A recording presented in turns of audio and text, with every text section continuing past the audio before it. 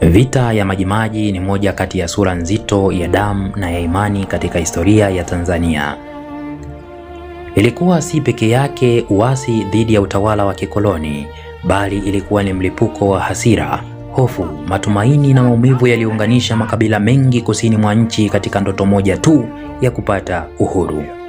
Leo tutazungumzia kuhusiana na vita ya Majimaji. Hebu tuzame kiundani zaidi.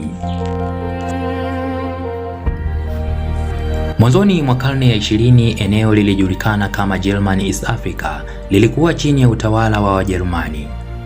Utawala huo haukuwa wa mazungumzo, bali wa amri kali, kodi nzito na kazi za kulazimishwa.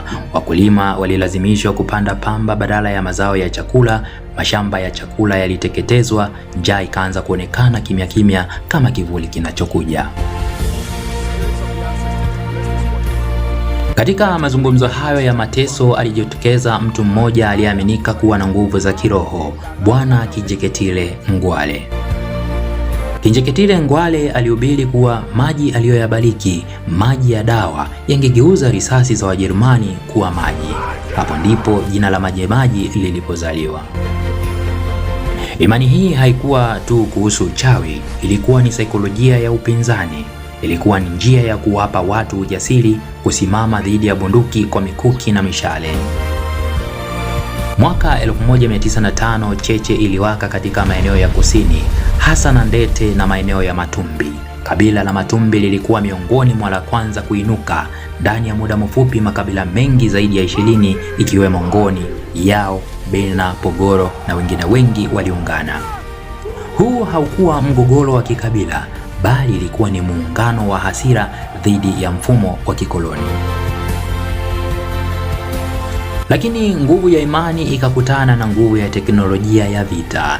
Jeshi la Kijerumani lilijibu kwa ukatili mkubwa. Walitumia bunduki za kisasa na mbinu za kuteka ardhi, kuchoma vijiji, kuharibu mashamba na kukata njia za chakula. Vita ikabadilika kutoka mapambano ya wazi na kuwa janga la kibinadamu. Mwaka 1907 uasi ulikuwa umedhoofishwa, lakini gharama yake ilikuwa ni ya kutisha. Inakadiriwa zaidi ya watu 200,000 walikufa, wengi wao si kwa risasi, bali kwa janga la njaa lililosababishwa na uharibifu wa mazao. Ardhi ilinyamaza, vijiji vikabaki magofu, familia zilivunjika. Hata hivyo, vita vya Majimaji havikuwa vya kushindwa tu. Vilikuwa ni funzo, vilikuwa ni onyo kwa utawala wa kikoloni kwamba watu wa Afrika Mashariki hawakuwa watazamaji wa historia yao.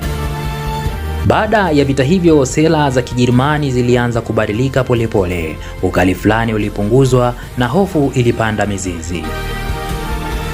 Kwa mtazamo mpana wa historia, vita vya Majimaji vilikuwa hatua ya mwanzo katika safari ndefu ya ukombozi. Miaka kadhaa baadaye, harakati za kisiasa zilichukua sura mpya chini ya vyama vya kitaifa, hatimaye kupelekea uhuru wa Tanganyika mwaka 1961. Leo tunapotazama nyuma, tunaona zaidi ya simulizi ya Majimaji. Tunaona nguvu ya imani katika kuunda ujasiri wa pamoja.